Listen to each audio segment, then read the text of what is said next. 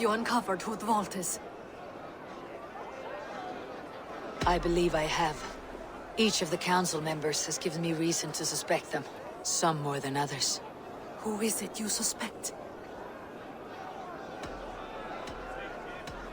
Audun was the one pushing for the feast from the start. He planned it, which means he would have had access to the wine. And he was helping Abbess Ingeborg collect Christian texts. She turned out to be the firebrand. Yes. Yes, you're right. And the wine? Of all the councilmen, he knew the wine had not yet arrived. When I offered some, he flat out refused, insisting it be saved for the guests. For these reasons, I think Audun is the vault. Brothers, sisters, dear friends, welcome all. Before we begin, I would like to introduce our honored guests. Here with me are some of Jorvik's most revered lords. Men and women who have kept Jorvik trudging through these harsh times. I am pleased to say that today, on today we honor you. We honor as well the nobles to whom we are all so The wine! indebted. Audun is the vault. Too late for them. We must not miss our chance. Join me now in celebrating their successes and yours. To everything you deserve and more. Shit!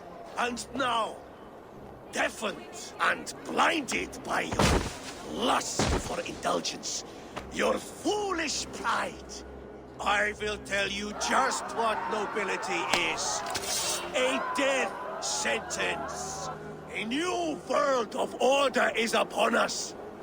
A pity none of you will live to see it. Get the councilmen to safety. I will handle Audun. Go!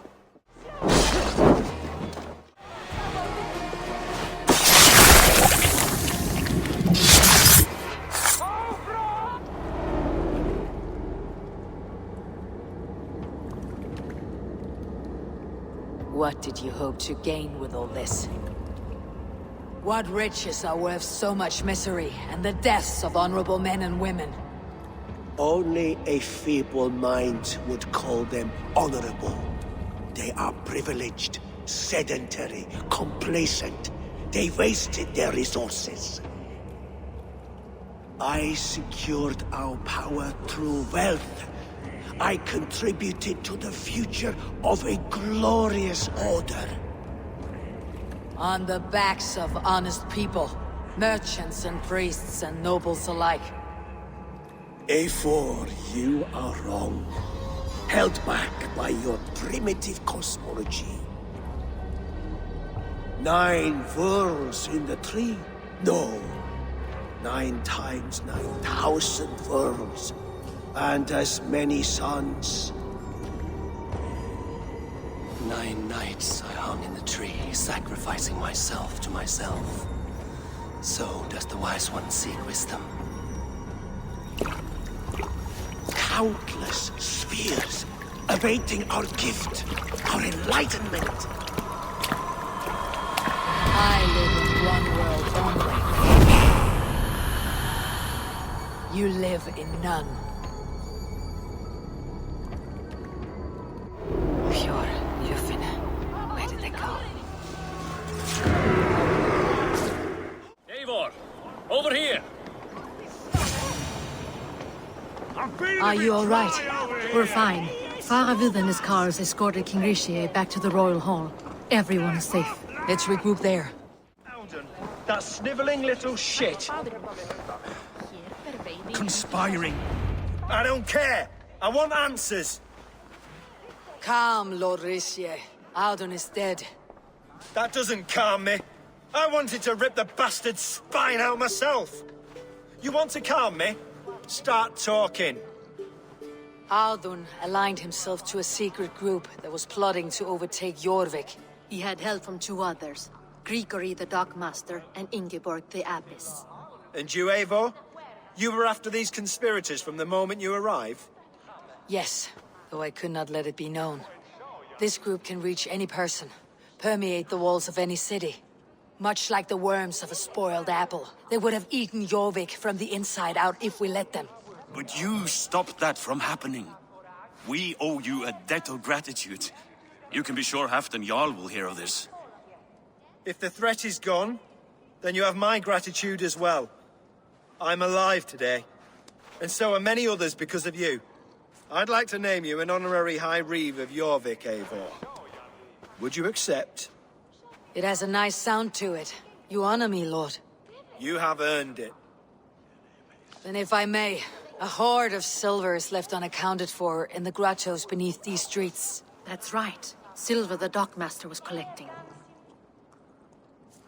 What do you propose we do with it? Hard-working merchants were robbed of their wares.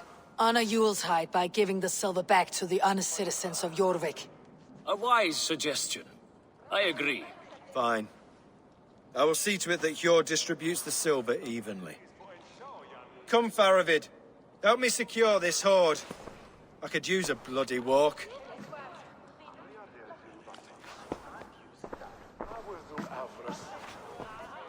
We have a saying in Bjarnia. Only the dead get to complain. And we're still living. I could muster a few complaints about the king and the treasury, but I shall forbear. You did it, Eivor. We did. It may be we were the recipe to keep Norway from Harald all along. We still can be. No. Norway is behind me now, and the rest of England ahead. That said, I must be going. Wait.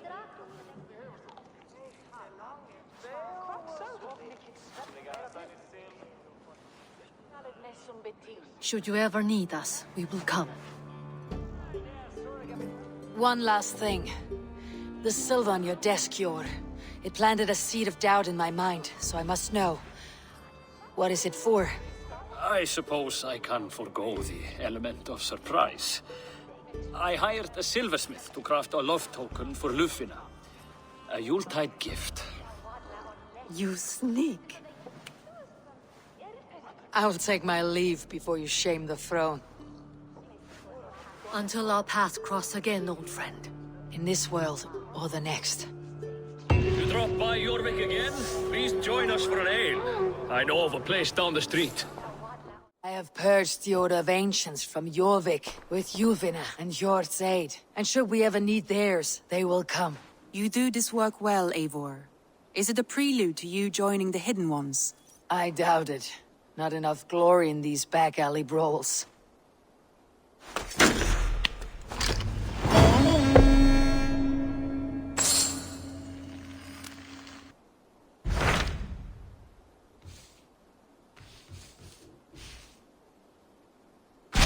Tell me more about Kent.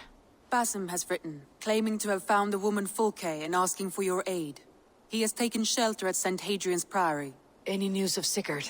Nothing he mentioned. But if he has found the paladin Fulke, Sigurd cannot be far behind.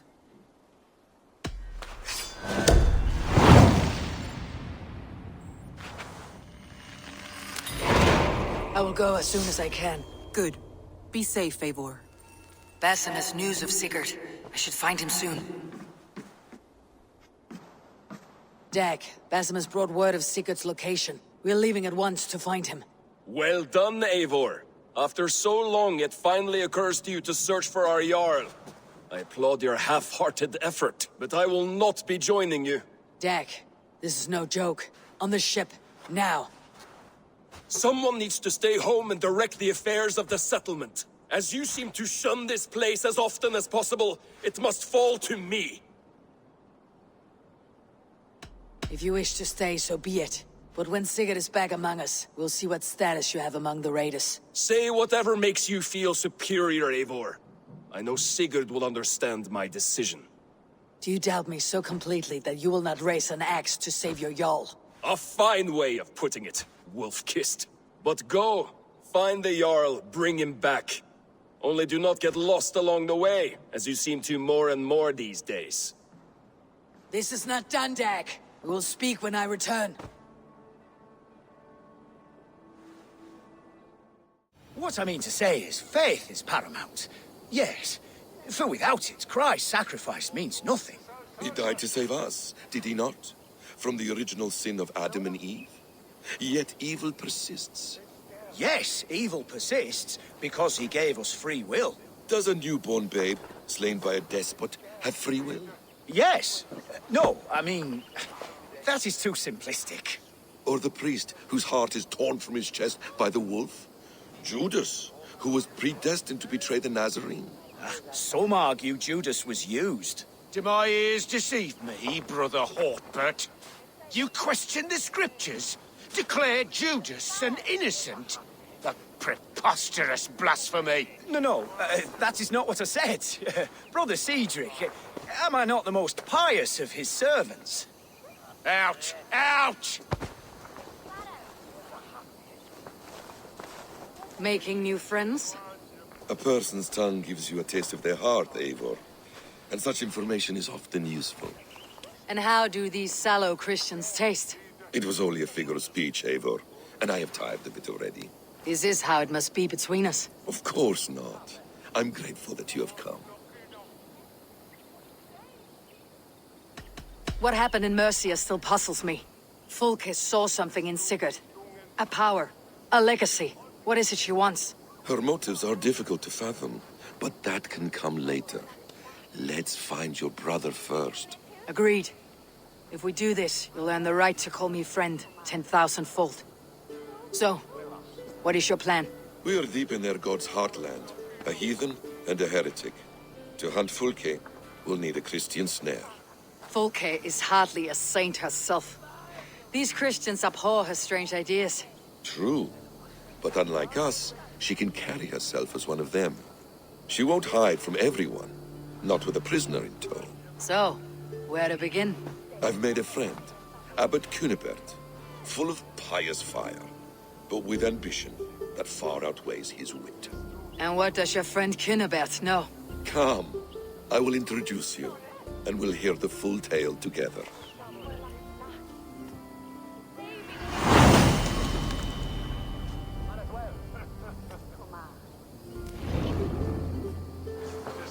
Have you found some peace in your time alone, Basim? I am always at peace, and never alone. I move among the people of the world with great joy. I watch them, study them, learn from them at all times. This is our duty, the Hidden One's calling. You know, for the first time since we met, you sound more like your apprentice than yourself. Surely Hytham sounds like me, if I have taught him well. Your creed and your tenets, you mean? That's right. And a sense of, how should I say, deep responsibility to the betterment of mankind. That's quite an ambition, but it doesn't explain what you see in Sigurd. My brother is not so generous. Ah, but your brother is someone special, important, and I want him to see that. I hope to show it to him.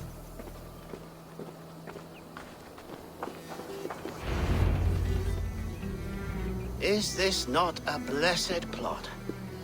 God's own country. And this Eden should be given to his servants to tend. Abbot Cunibert. This is the Norse I spoke of. Ah, yes. And quite a fearsome one at that. Basim says you know the paladin Fulke. Indeed.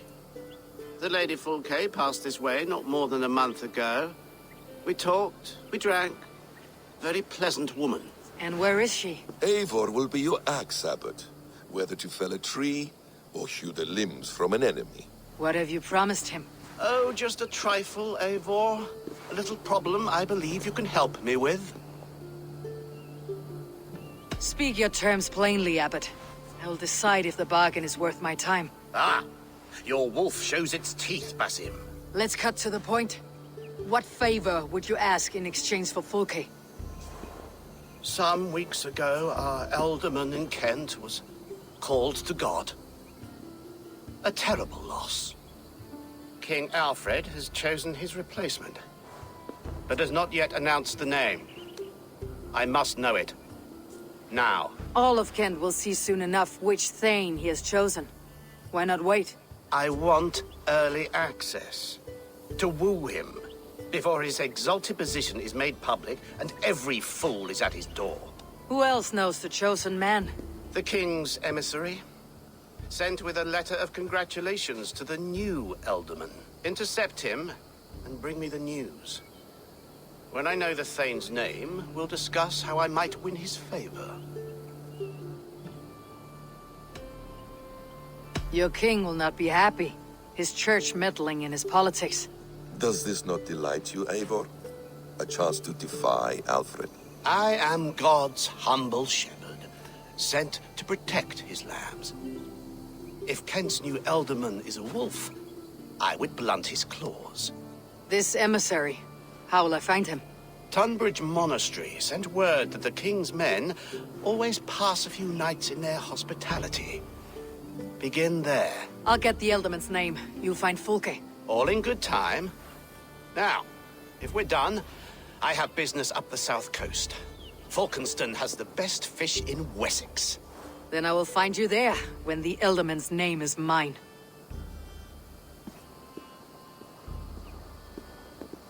Cunibert is ambitious, but well-connected. We will not find Fulke without him. I suppose we'll see. What will you do? I'm not done playing with these Christians yet. I will see you in Falkenston.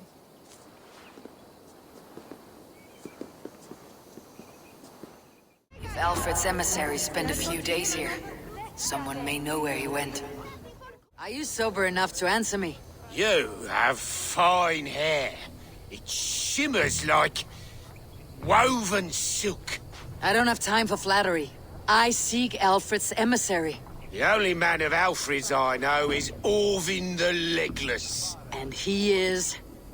Haven't seen him in years. Probably dead drunk, or just dead in a ditch. Why do you think they called him Legless? Because he has no legs? He's a figure of speech, Lord in heaven. Who are you? Loitering and lollygagging? I'm looking for someone. An emissary from Alfred. Have you seen such a man? Ooh, la-di-da. Listen to you, all high and mighty. Get away with you, you valley lily.